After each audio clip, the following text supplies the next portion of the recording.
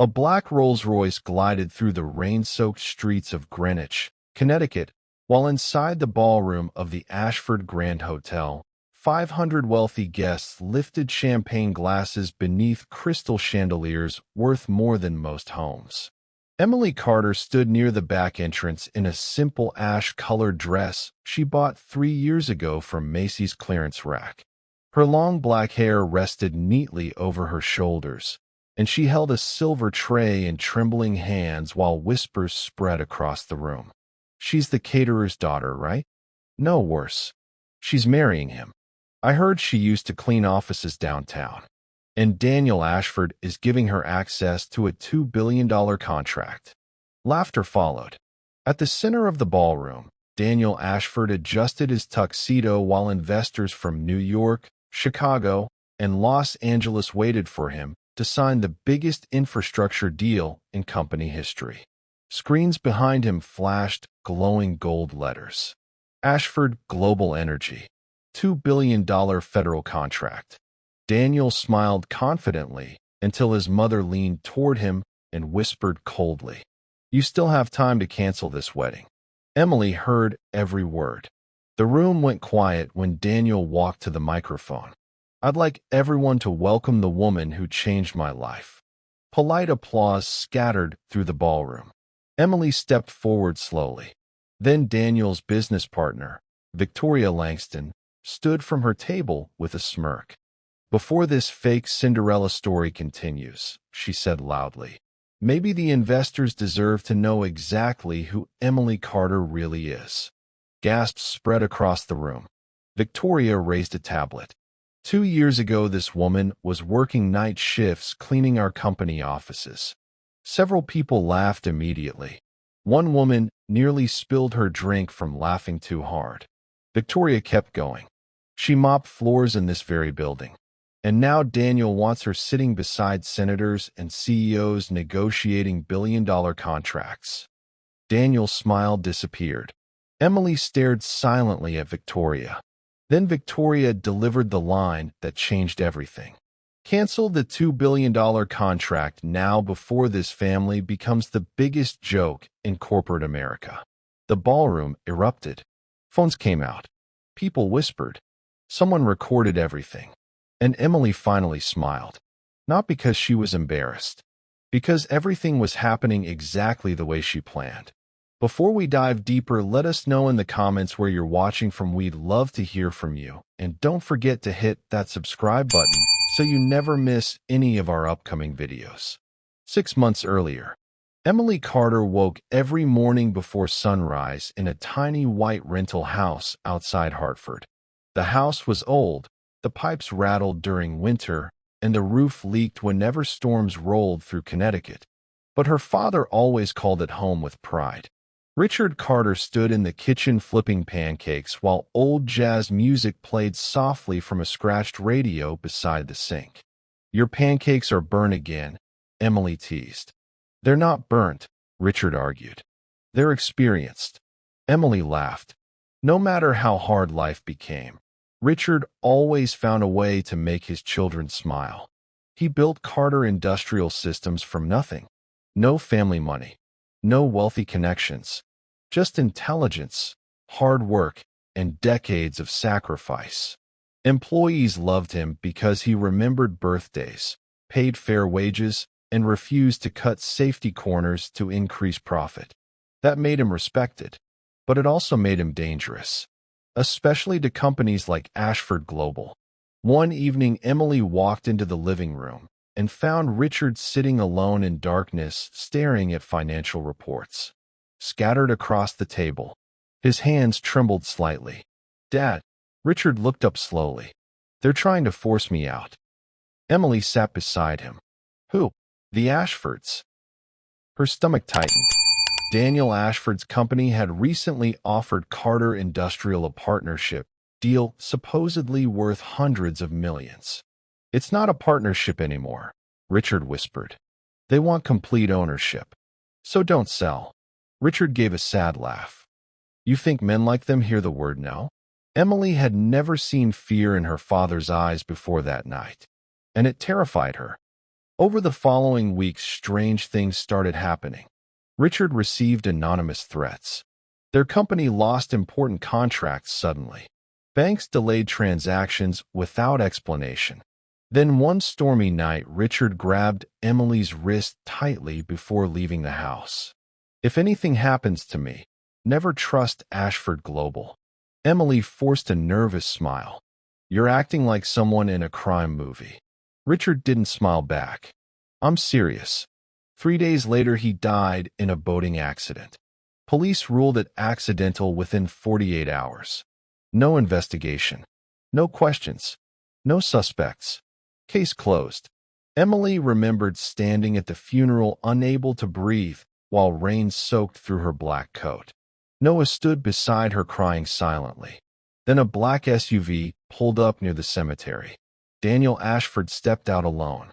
Tall, handsome, expensive black coat, blue eyes filled with sympathy. "I'm sorry for your loss," he said quietly. Emily stared at him with hatred. "You knew my father?" Daniel nodded. "He was a brilliant engineer." "Then why did your company destroy him?" Daniel looked genuinely confused. "What? My father was terrified before he died." Daniel's expression shifted. "I didn't know anything about that." Emily wanted to scream, but something about him felt sincere, and that confused her, more than anger ever could. After Richard's death, everything collapsed quickly. Carter Industrial was swallowed by Ashford Global within months. Emily and Noah lost almost everything. Bills piled up. Lawyers refused meetings. Friends disappeared. And eventually, Emily took the only job she could find: night cleaning staff at Ashford Global headquarters. The irony tasted bitter every single night. She pushed her cleaning cart through marble hallways while executives ignored her existence completely. Invisible people hear everything. One night, while vacuuming near a conference room, Emily overheard Victoria Langston laughing. "She's still asking questions about her father." Another executive scoffed. "She cleans toilets now. Nobody's listening." Then Eleanor Ashford spoke calmly. "Reality eventually crushes people like Emily Carter." Emily froze, gripping the vacuum handle. Something changed inside her at that moment. Pain became purpose. From then on, Emily started paying attention to everything. Security schedules, executive meetings, passwords written carelessly on sticky notes, late-night conversations. Over months, she built a secret collection of information piece by piece. Then Daniel Ashford unexpectedly changed everything. One evening, he walked into his office while Emily dusted shelves quietly. "You're always here late." Emily shrugged without looking at him. "Rich people make big messes." Daniel laughed softly. "You don't seem intimidated by money." "I've cleaned enough expensive offices to know money doesn't make people impressive." Daniel smiled. That conversation lasted less than 5 minutes. But after that, he kept finding reasons to talk to her. Sometimes he brought coffee during her shifts. Sometimes he stayed late, pretending to finish paperwork just to keep talking. Unlike the others, Daniel looked directly at her when she spoke. Not through her, not past her, at her. And slowly Emily discovered something dangerous. Daniel Ashford wasn't like his family. He volunteered quietly without cameras around. He remembered staff names. He tipped generously. He listened more than he spoke. For the first time since Richard died, Emily laughed again. That terrified her. Because revenge becomes complicated when you start loving someone connected to the people who destroyed your life. One snowy evening, Daniel invited Emily to dinner. A small Italian restaurant outside Manhattan. No reporters. No security. No designer arrogance. Just conversation. At one point, Daniel looked at her carefully. "You never ask me for anything." Emily sipped wine quietly. "I wasn't raised to." Daniel smiled slightly.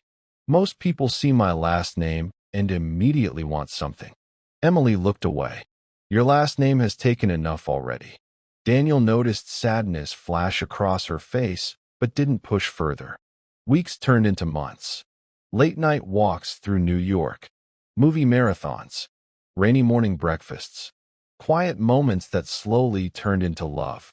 But Emily never stopped investigating Ashford Global. Then came the night that changed everything. Victoria Langston accidentally left her office laptop unlocked during a fundraiser downstairs. Emily almost ignored it. Then she saw a folder labeled Carter Resolution. Her pulse exploded.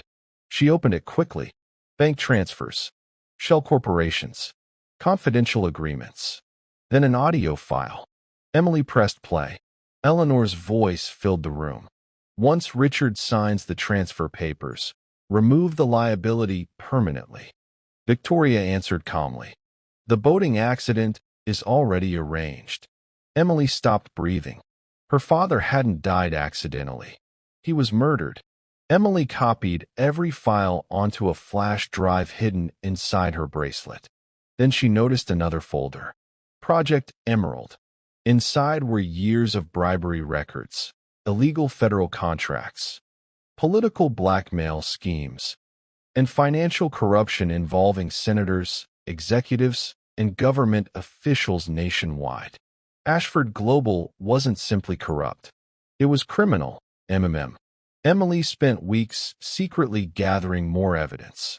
And during those same weeks, Daniel fell deeply in love with her. One evening, he brought her to a rooftop overlooking New York City beneath falling snow. "I love you," he whispered. Emily's chest tightened painfully. Because she loved him too. Daniel pulled out a ring. "Marry me." Everything inside Emily screamed no. But another part of her whispered yes. And somehow, yes escaped her lips. The engagement exploded across social media instantly. The billionaire and the janitor. Talk shows mocked her relentlessly. She trapped him. She's after money. She doesn't belong in that world. One wealthy influencer laughed online.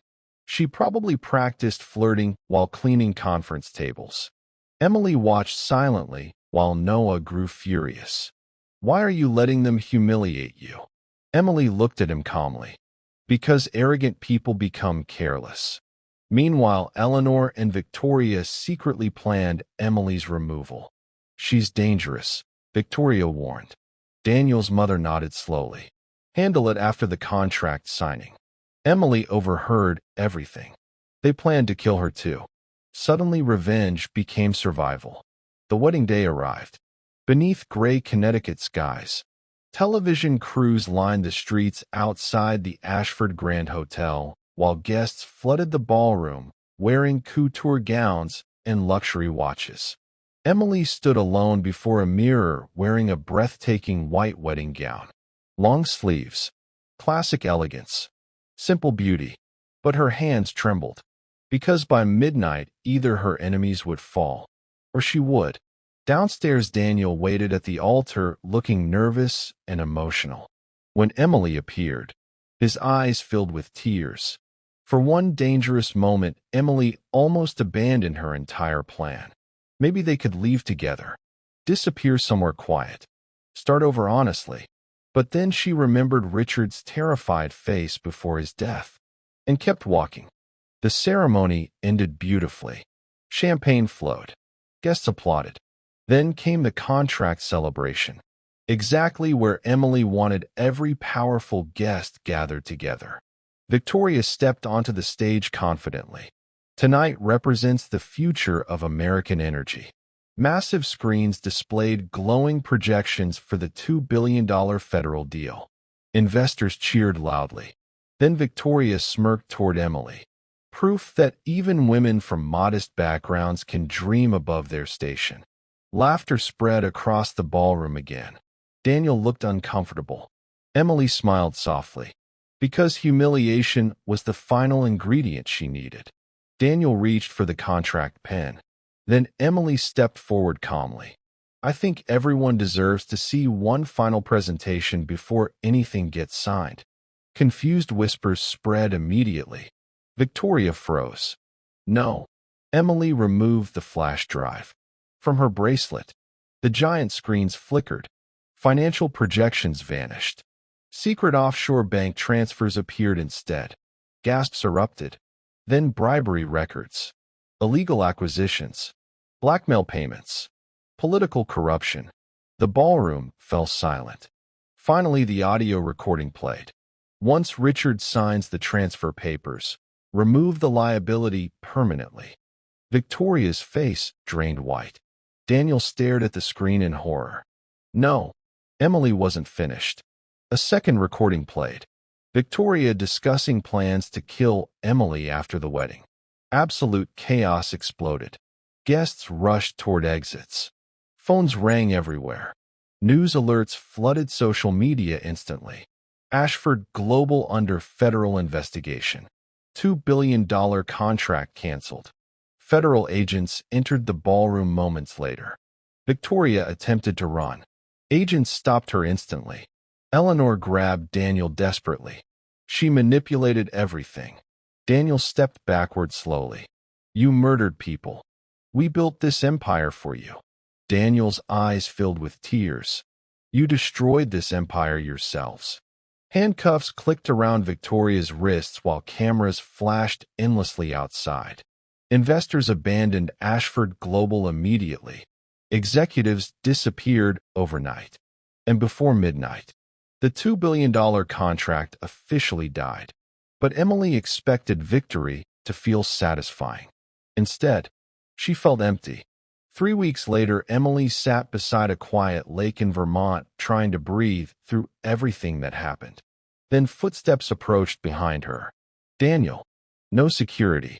No expensive suit. Just heartbreak. You should hate me, he whispered. Emily looked at the water quietly. I tried. Daniel sat beside her slowly. I didn't know. I know. Silence settled between them. Then Daniel handed her a folder. Inside were signed documents transferring every Carter industrial patent and asset fully back into Emily and Noah's ownership. There's more, Daniel said softly. He revealed years of private recordings he secretly kept because deep down he never fully trusted his mother. Enough evidence existed to expose corruption nationwide. Together they released everything. Congressional investigations exploded. Executives went to prison. Politicians resigned. Millions stolen from workers were recovered. America became obsessed with Emily Carter. Not because she married wealth. Because she destroyed corruption without becoming corrupted herself. 1 year later, Carter Industrial reopened under Emily's leadership. Employees owned shares. Single mothers received scholarships. Workers got health care. Veterans received guaranteed jobs. People called Emily revolutionary. She called it common decency. Meanwhile, Daniel disappeared completely from public life. No interviews. Nearly a year passed before Emily received a letter with no return address. Inside was a photograph. Daniel stood smiling beside volunteers rebuilding homes after tornado damage in Oklahoma. On the back he wrote, "For the first time in my life, I'm building something honest." Emily cried, quietly holding the picture. Because despite everything, she still loved him. Months later, Emily attended a charity gala in Boston during Christmas season. Snow fell softly outside while wealthy donors mingled nearby. Emily stepped onto the balcony for fresh air. Then she heard a familiar voice behind her. You still disappear during parties. She turned slowly. Daniel stood there holding 2 coffees. Older now. Calmer. Real. Emily smiled through tears. You came back. Daniel smiled gently. I never stopped loving you. They walked snowy Boston streets for hours talking honestly about everything. No lies. No secrets. No billion-dollar contracts. Between them, just truth. Over the following months, they rebuilt something stronger than romance. Trust. Slowly. Carefully. Honestly. Daniel eventually moved into a small coastal town in Maine, where Emily spent weekends escaping corporate life. There were no paparazzi there. No politicians. No billionaires. Just ocean air, bookstores, fishing docks, and peace. Daniel taught construction classes for local teenagers, while Emily expanded Carter Industries ethically across America. And every Sunday morning, They made pancakes together, exactly like Richard Carter used to. One summer evening, Emily stood barefoot on the beach watching the sunset paint the ocean gold while Daniel walked toward her carrying 2 cups of coffee. "You know," he whispered, wrapping his arms around her gently. "Most people expected our story to end with revenge." Emily smiled softly. Revenge was only the beginning. What was the ending? Emily looked toward the horizon where sunlight touched the water. This. Daniel kissed her forehead. Gently. Peace. Healing. Love built honestly instead of stolen through power. And somewhere far away inside a prison cell, Eleanor Ashford finally understood the mistake that destroyed her empire. She underestimated a woman she refused to see. But Emily Carter was never invisible. She was simply waiting for the perfect moment to be unforgettable.